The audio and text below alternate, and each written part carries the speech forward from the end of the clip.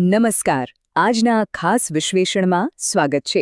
વિચારો કે એક ભૂતપૂર્વ ઇન્ટેલિજન્સ ઓફિસર તમને ઇન્ટરવ્યૂ માટે તૈયાર કરી રહ્યા છે.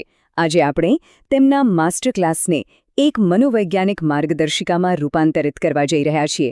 આ સેશનમાં આપણે સમજીશું કે અતિશય દબાણવાળી પરિસ્થિતિઓનો સામનો કેવી રીતે કરવો અને એકદમ અડગ ન ડગે એવો આત્મવિશ્વાસ કેવી રીતે ઊભો કરવો. તો ચાલો આ રસપ્રદ સફરની શરૂઆત કરીએ. ઇન્ટરવ્યૂની શરૂઆતમાં જ ઓફિસર ઉમેદવારોને એક બહુ જ સરળ પણ થોડો આશ્ચર્યજનક પ્રશ્ન પૂછે છે. આજની ખાસિયત શું છે?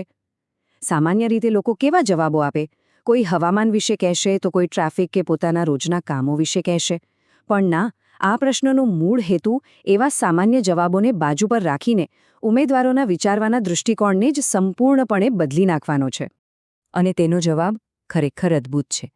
આજે આપણે સ્વસ્થ અને જીવંત જાગ્યા છીએ. જરા વિચારો, આ એક નાનકડો પણ અત્યંત ઊંડો વિચાર છે. આ જવાબ તરત જ દૃષ્ટિકોણની મૂળ થીમ સેટ કરી દે છે. એ આપણને યાદ અપાવે છે કે આ જીવન પોતે જ એક બહુ મોટું સૌભાગ્ય છે.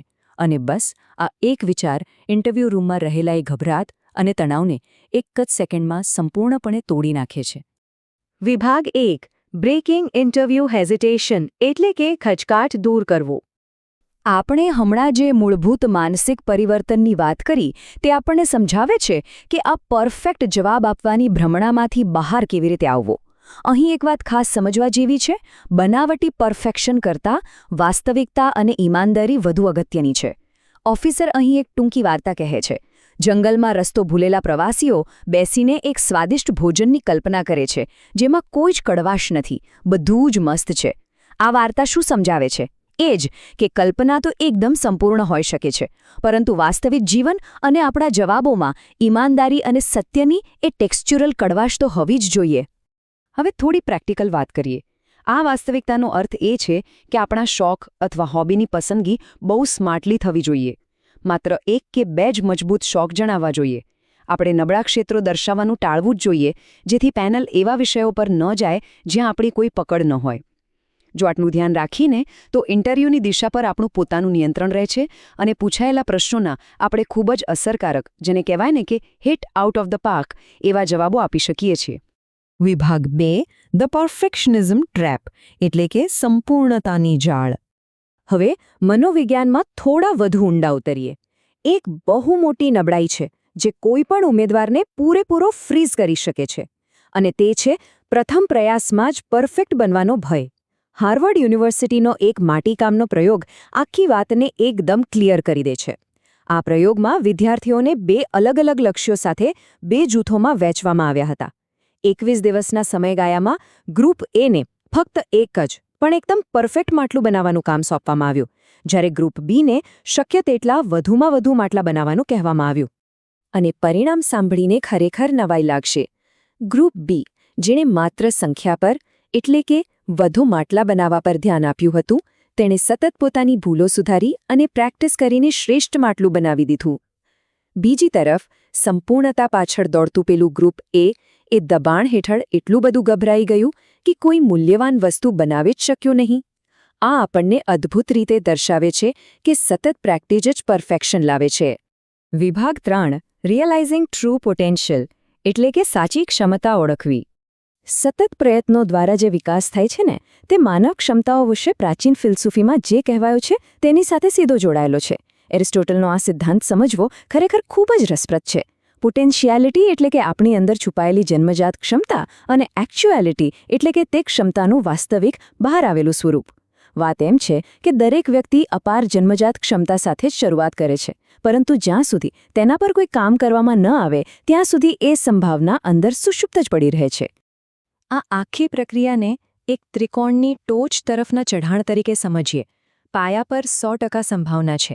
હવે આ કાચી ક્ષમતાને વાસ્તવિકતામાં રૂપાંતરિત કરવા માટે શું જોઈએ? સતત અને અળગ પ્રયત્નો. જેમ જેમ આપણે ઉપર ચડીએ છીએ તેમ તેમ એ પ્રયત્નો દ્વારા આપણી ક્ષમતા એક નક્કર વાસ્તવિકતામાં ફેરવાતી જાય છે. વિભાગ 4. કંટ્રોલિંગ ધ કંટ્રોલેબલ્સ એટલે કે જે આપણા હાથમાં છે તેના પર નિયંત્રણ રાખવું.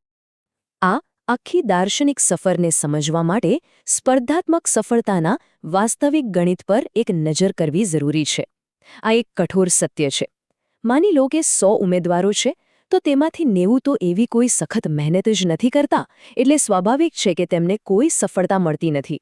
બાકી બચ્યા 10 લોકો જે સખત મહેનત કરે છે અને તેઓ સ્પર્ધકોના એક્ચ્યુઅલ વર્ગમાં પ્રવેશે છે.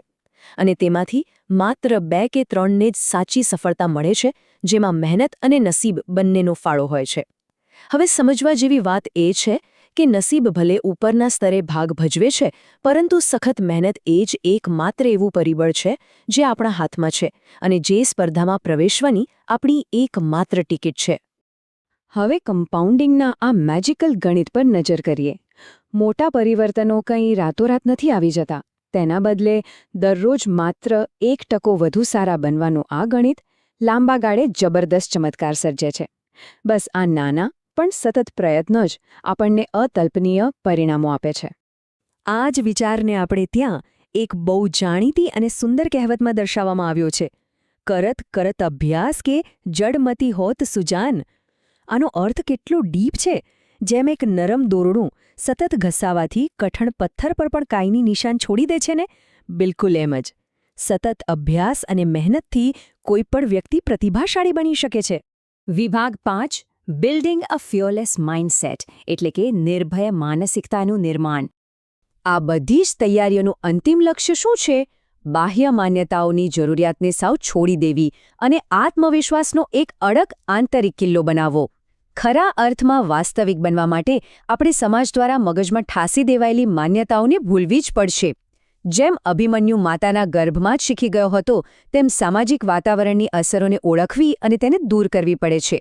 બાહ્ય દુનિયાની મંજૂરી માંગવાનું બંધ કરીને જો પોતાના આંતરિક અવાજ પર વિશ્વાસ કરીએ તો અતિશય દબાણવાળા રૂમમાં પણ જરાય ડર્યા વિના ઊભા રહી શકાય છે.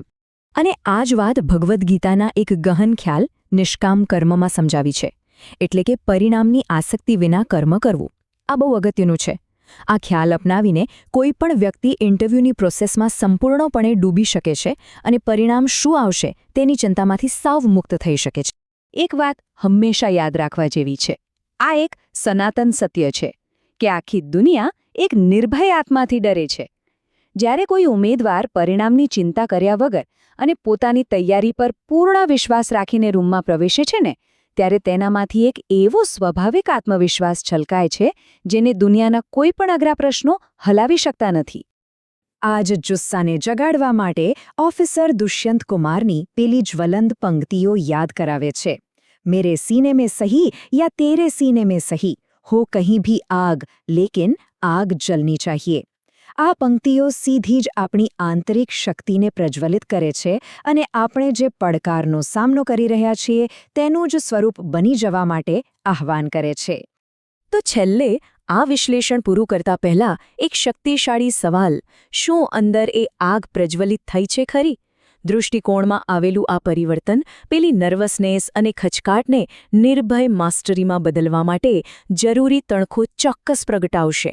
આ જ્ઞાનને પચાવીને આપણે કોઈ પણ પરિસ્થિતિનો એકદમ મક્કમતાથી સામનો કરી શકીએ છીએ. આજના આ સેશનમાં જોડાવા બદલ આપ સૌનો આભાર.